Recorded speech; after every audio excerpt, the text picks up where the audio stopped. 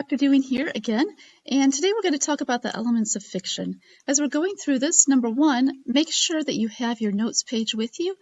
And second, remember that you can pause this anytime you need to, so you can fill in your notes or go back and review anything you want.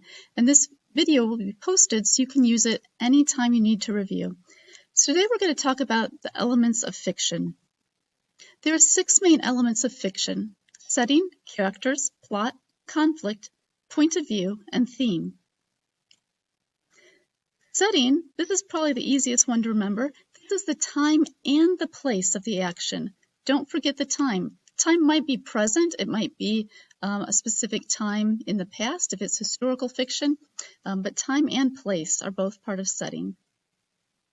Next we have the characters. We wouldn't have a piece of fiction without characters, right? They make it happen. So there's several types. There's main characters.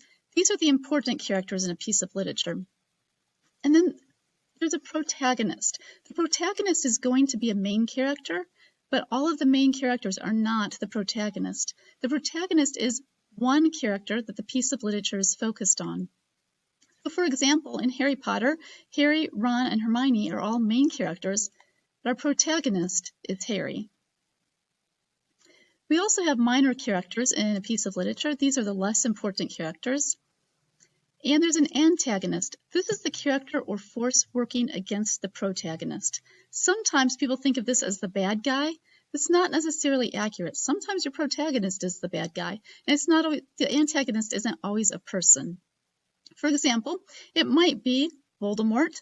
He's obviously an antagonist, causes problems for Harry. It might be a killer robot, or it might be a blizzard that is causing problems. That can also be the antagonist. The next step is the plot, and this is the sequence of events in a piece of literature. You've probably seen this diagram before. It begins with the exposition. That's when we meet the characters and we start to figure out what the conflict is. We have the rising action. Most of the piece of literature is going to be the rising action. It builds all the way up to our climax. That's the highest point of interest, or the turning point. The falling action is when things are starting to wind down, and then the resolution, everything is tied up and the piece comes to an end. Of course, we have to have a conflict. If we don't have a conflict, the piece of literature is going to be pretty boring. There's a couple of types of conflict. There's internal conflict. Man versus self is an example of that. There's also external conflict. These are man versus man, man versus society, man versus machine, and man versus nature. Those are the main ones that you'll see the most often. Occasionally another one might pop in as society changes and things change. We use man just to represent everyone. Your character might be an animal, it might be a female, it might be, I don't know, a robot, but we use man kind of collectively to talk about them. So man versus man is kind of an easy one. Two characters are having a conflict with each other.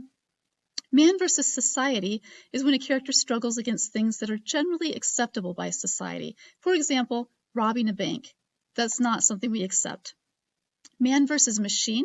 This is a conflict with any sort of man-made object. You might sometimes have a man versus machine conflict with your computer or sometimes the printer.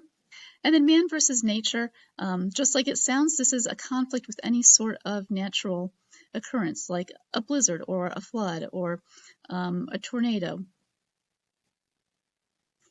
Our next step in the elements of fiction is the point of view. This is the perspective from which a story is told.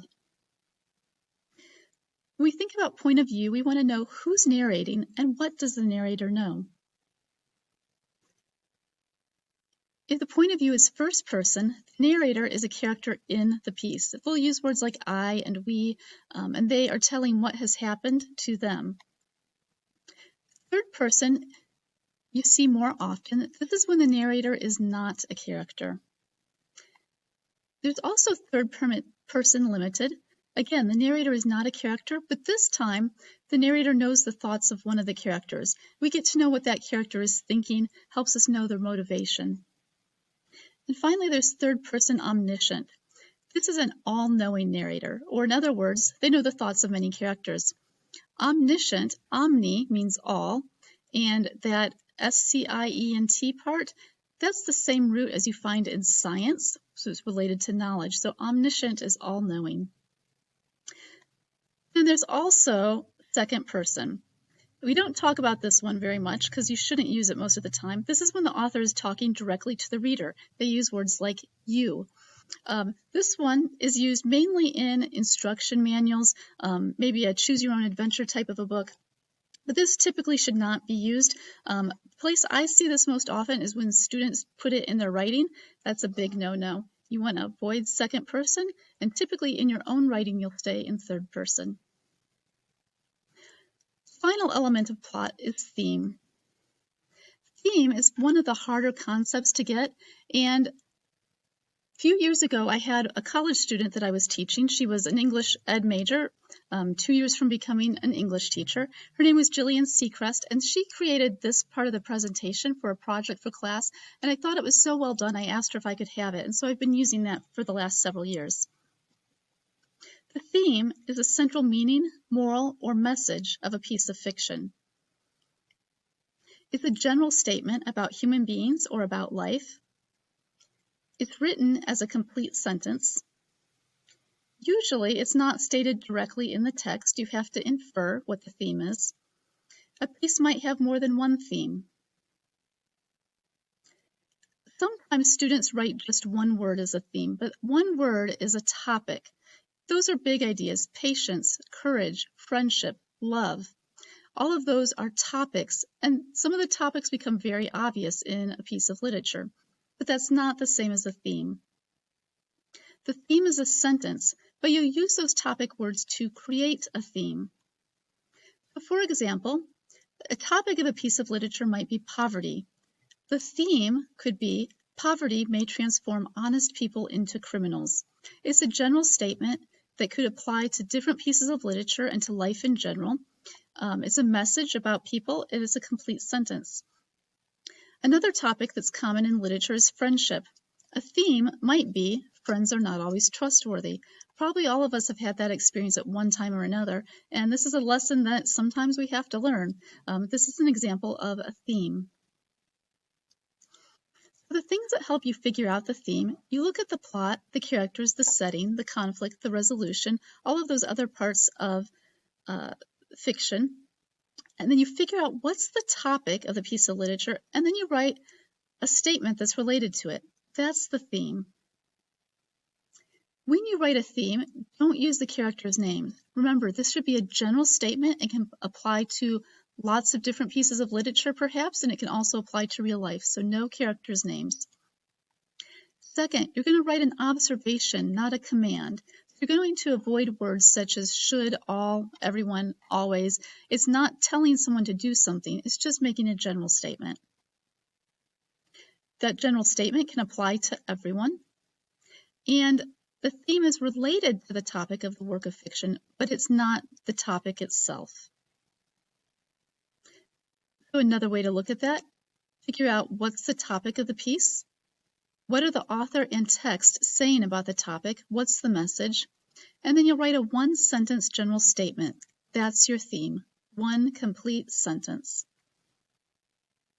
Now you're going to try. I'd like you to pause the video and take a moment to read this example paragraph.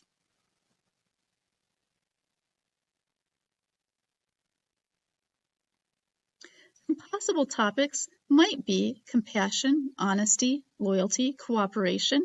You may have come up with some others as well.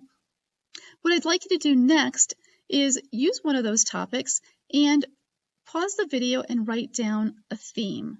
What could be a theme for this piece?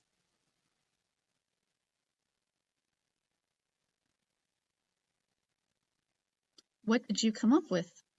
Make sure that it's a general statement. Make sure that it does not include any of the characters' names. And make sure it could apply to many different pieces of literature or to life in general. That's how you find a theme.